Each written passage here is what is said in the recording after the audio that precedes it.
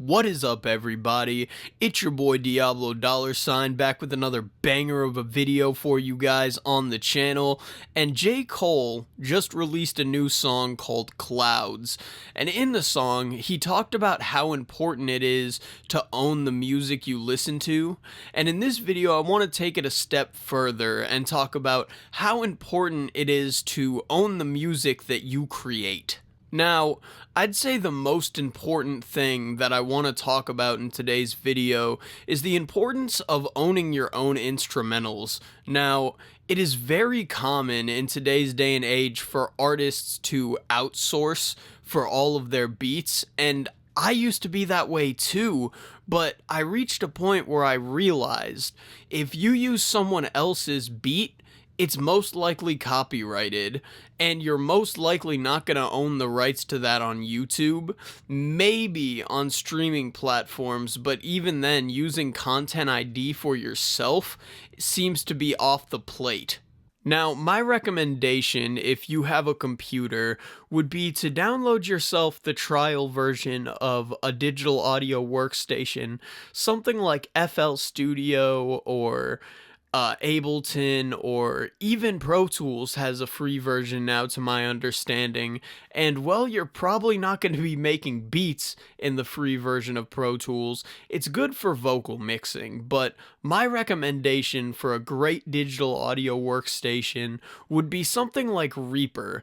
And the reason I say that is in Reaper there's thousands of free plugins that you can use and emulators of classic compressors and EQs and even preamps. There's just a ton of emulators on there. So if you want an 1176, it's right there. An LA2A is right there. If you want a fucking 1073 is right there. So whatever the case may be, there's a ton of classic emulators on Reaper. It's also heavily customizable, so if you don't like the look of it, but say you like the look of something like FL Studio, you can switch it to make it look like FL Studio. Or if you don't like the key commands and you can think of some better key commands that would make your work flow quicker, then you can do that too. It's a heavily customizable digital audio workstation, and one that I would recommend for not only making beats but also mixing vocals and mastering full songs. Whatever you need here is probably in Reaper. Another important part of today's video is the importance of owning your own audio equipment. Now, I can't stress this enough. You could go to studios and pay, like, I think here around where I live, it's like $220, we'll just say, for your average studio session, somewhere between $220 and $250 for 3 hours of studio time. And in that time, realistically, you're not going to make a whole lot of music, right?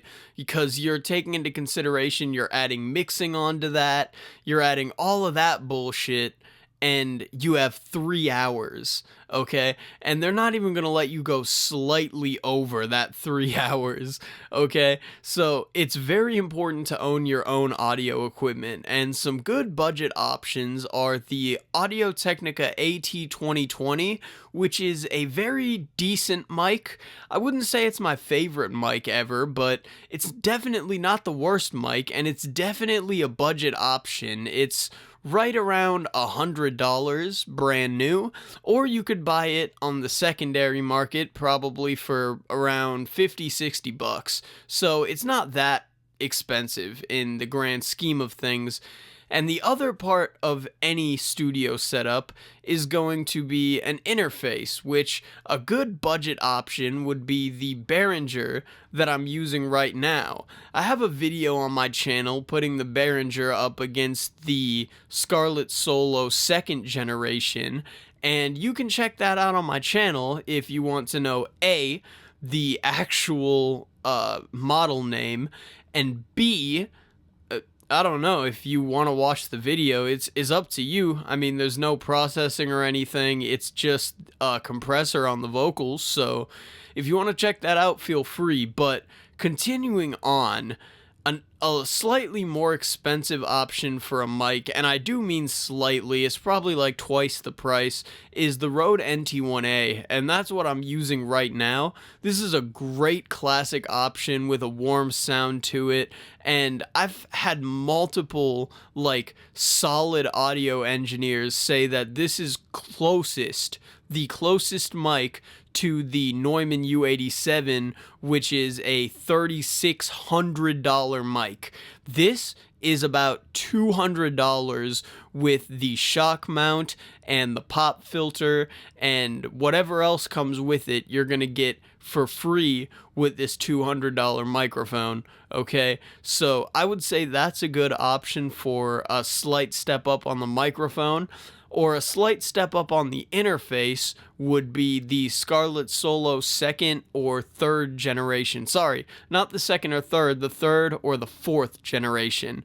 The second kind of sucks, but the third and fourth generation are going to get you crispy, clean sounds. The one thing I've noticed with the second generation is you get a slightly more muddy sound from it, whereas with the third generation, and I haven't heard the fourth generation, or I haven't used it at least, but the third generation has a more mid-heavy sound, okay, which I'd say for vocals is going to be a lot better. I really like the third generation. I'd say that's probably about the sweet spot of the Scarlett Solo interfaces, so that's going to be around $100. $120, $30 maybe. But if you want to buy that with the Rode NT1A, you're probably going to be spending under $400, which is a good deal in my opinion. The next important thing, if you ask me, is learning to mix and master. Now, I like to call this job security. And the reason I call it job security is, let's say you're an artist, right? The statistical chances of you blowing up are very slim. But if you become an audio engineer and mix and master other people's tracks, commercials, audio series, TV shows, movies, whatever the case may be, if you're a producer, there are far more jobs for producers than there are artists. Now, I'm not going to say that the market for producers isn't oversaturated as well, because it definitely is, but everyone wants to be a superstar, bro. No one wants to take the back seat, and I fully understand that, but if you want a job in music, I'd say learning to mix and master is a good thing to do for a couple reasons.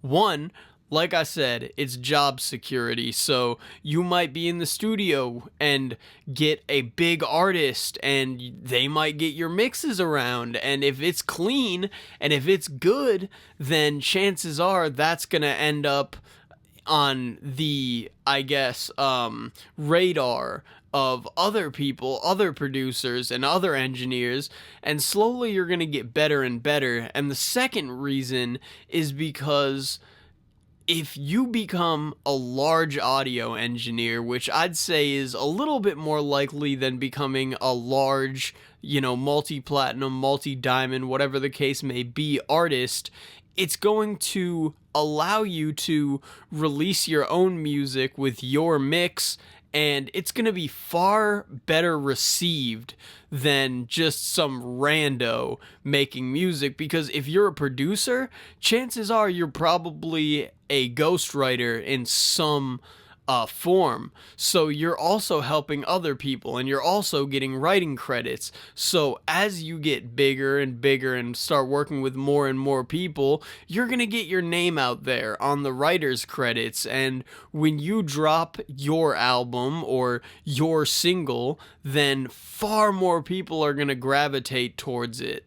Now, so far in today's video, I've talked about owning your own mixes and masters, making your own beats, and recording with your own audio equipment.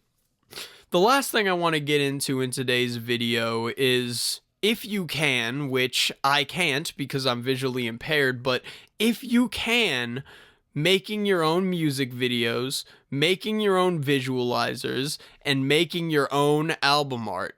Now, the reason why this is so important is A, because it will allow you to convey the artistic message you originally wanted your song to have, and it will allow you to then outsource for other people. You can mix and master for other people now. You can record for other people now. You can make videos and visualizers and album art for other people now. And you can make beats for other people now. So now that's 5 forms of income that you would otherwise only have one. And that one would be music that producers and audio engineers and videographers are all chipping away at the pot from what you're making. If you can do all this yourself, then not only will you make more money for yourself, but you will then be able to chip away at the pot from other artists' music. Now, is that morally acceptable? Is that morally okay? Fuck, I don't know, but once again, we live in a fucking capitalist nation.